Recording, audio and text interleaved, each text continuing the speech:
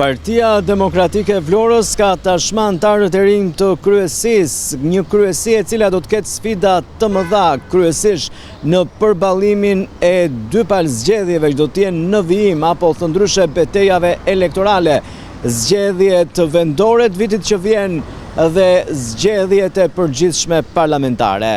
Ndërkohë, në orët e vona të mbrëmjes së dielës ka përfunduar edhe procesi numërimit të votave në një garë e cila zgjodhi edhe anëtarët e rinj të kësaj kryesie.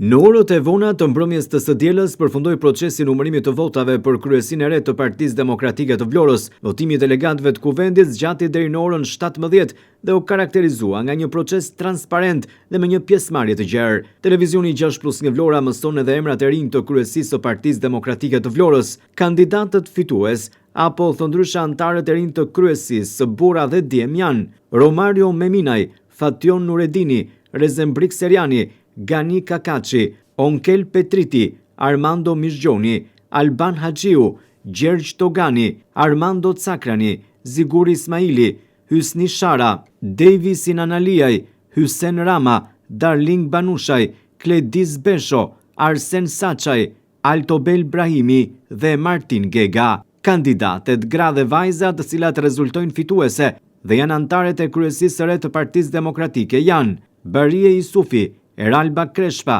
Nada Daulja, Esmeralda Shara, Besa Mehmeti, Rosela Zaka, Laureta Husa dhe Eugenia Shaqiraj.